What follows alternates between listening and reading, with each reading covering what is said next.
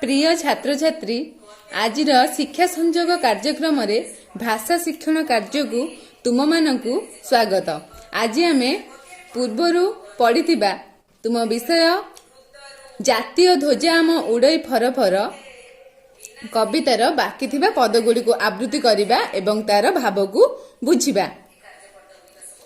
देश रे खोली देबु विविध कारखाना जेपरि उत्पन्न होइब द्रव्य नाना गढ़ी उठिबे पुणी असंख्य कारीगर जातीय ध्वजा आम उड़ई फर फर। तुमे सब कुनी कुनी पिला बड़ होई देश को उन्नति पथरे आगेई नेब। सेथिपाई अनेक कलकारखाना खोली नूतन जिनिस मान उत्पन्न करिब जहा द्वारा आम भारत वर्ष रे असंख्य कारीगर गढ़ी उठिबे एवं सेमाने निज उन्नति पाई कार्यमान करिजिबे। वर्तमान आमे एही पदरे थिबा केतेक प्रश्न पढ़िबा। देश रे कलकारखाना गढ़ी उठिले आमर कौन सुविधा हेबो? द्वितीय प्रश्न बहु जिनिस सृष्टि हेबो कवितार केउ पदरे एक कथा कुहा जायछि? वर्तमान आमे षष्ठ पदटी को गान करिबा। आमे जे वीर जाति नइबु नाही मथा करिबु प्राण देई कहिबु जेउ कथा मरते खेलाइबु सुषमा सरगर जातीय ध्वजा आम उड़ई फर फर। आमे हेउछु वीर जाति केबे हेले काहार चापरे मुंड नुआइबु नाही कहिथिबा कथा को कार्य परिणत करी देखाइबु। एही मर्त्यभूमि पृथ्वी रे सरगर सौंदर्य को भरिदेबु। एही पदरे थिबा प्रश्न को आस आमे आलोचना करिबा। प्रथम प्रश्न स्वाधीन भारतर शिशु माने मर्त्यपुरी रे की परिवर्तन आनी परिबा कथा कवि कहिसंती। द्वितीय प्रश्न जहा कहबु ताहा प्राण देई करिबु कवितार केउ पदरे एकथा कुहा जायछि? तृतीय प्रश्न आमे काहेकि मथा नइबु नाही बोली कवि कहिसंती। वर्तमान आमे सप्तम पदटी को आवृत्ति करिबा।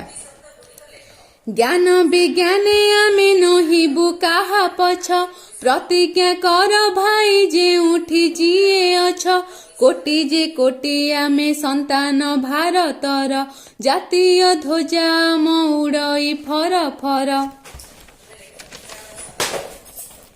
ज्ञान विज्ञान रे मध्य आमे पछेइबु नाही। डॉक्टर एपीजे अब्दुल कलाम और सीवी रमन कपरी विज्ञान क्षेत्र रे मध्य आमे आम देश को आगे नबु। समस्ते एकाठी मिसी प्रतिज्ञा करिबा जी जेउठी भी अछंती समस्ते एकाठी हेबे। एही देश मातृकार कल्याण पाई समस्ते एकाठी मिसी देश पाई कार्यमान करिजिबे। वर्तमान आमे एही पदर प्रश्न गुडी को आलोचना करिबा। प्रश्न 1 केउ क्षेत्र रे आमे पछरे रहिबा नाही बोली धारणा दिया जायछि? प्रश्न नंबर 2 केउ माने प्रतिज्ञा करिबा कथा कवितारे प्रकाश पाइछि? तुमे माने एहार प्रश्न को निज खातारे लिखिबो। वर्तमान तुम साहित्य कुसुम बहिर अभ्यास कार्यर 5 नंबर प्रश्न को देख। 5 नंबर क तले कवितारे थिबा केतक शब्द दिया जायछि सेगुडी को पूर्वरु गोटिए लेखाई उपयुक्त शब्द जोड़िबा। डैश शासन डैश ध्वजा डैश पथ डैश कारीगर। शासन पूर्वरु कौन जोड़िले आमको एक उपयुक्त शब्द मिलिबो? विदेशी शासन। सेही भली अन्य शब्द पूर्वरु उपयुक्त शब्द जोड़िबो। 5 नंबर ख तले कवितारे थिबा शब्द दिया जायछि सेगुडी को परे गोटिए लेखाई उपयुक्त शब्द जोड़िबा। स्वदेश डैश वीर डैश। स्वदेश परे कौन जोड़िले आमे उपयुक्त शब्द टिए पाइबा स्वदेश सेवा। वर्तमान तुम साहित्य कुसुम बहिर 6 नंबर प्रश्नटी को देख। जेपरि विदेशी पाई स्वदेशी सेही परि निम्न रे दिया जायथिबा शब्द गुड़िक पाई कौन हेबो लेख? स्वाधीन डैश भल डैश पर डैश हित डैश वीर डैश। स्वाधीन ପରାଧୀନ ସେଇଭଳି ଅନ୍ୟ ଶବ୍ଦ ଗୁଡ଼ିକର ବିପରୀତ ଶବ୍ଦ ତୁମେ ମାନେ ଲେଖିବ। 7 ନମ୍ବରକୁ ଦୃଷ୍ଟି ଦେବା।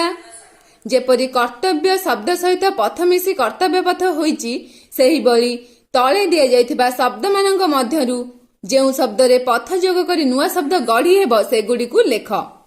ସତ୍ୟ, ଟେକ, ଧର୍ମ, ଧ୍ୱଜା, ଗତି, ଛାୟା, ଦ୍ରବ୍ୟ, କର୍ମ, ପ୍ରାଣ, ଜ୍ଞାନ। ଏହି ଶବ୍ଦ ମଧ୍ୟରୁ କୋଉ ଶବ୍ଦରେ ପଥ ଯୋଗ କରାଯାଇ ନୂତନ ଶବ୍ଦ ଗଠନ ହୋଇପାରିବ ସେହି ଶବ୍ଦକୁ ଲେଖ। ସତ୍ୟ ସହିତ ଆମେ ପଥ ଯୋଗ କଲେ ସତ୍ୟପଥ ହୋଇପାରିବ। ସେହିଭଳି ଅନ୍ୟାନ୍ୟ ଶବ୍ଦ ସହିତ ତୁମେ ମାନେ ମଧ୍ୟ ପଥକୁ ଯୋଗ କରି ନିଜ ଖାତାରେ ଲେଖିବ। ଧନ୍ୟବାଦ।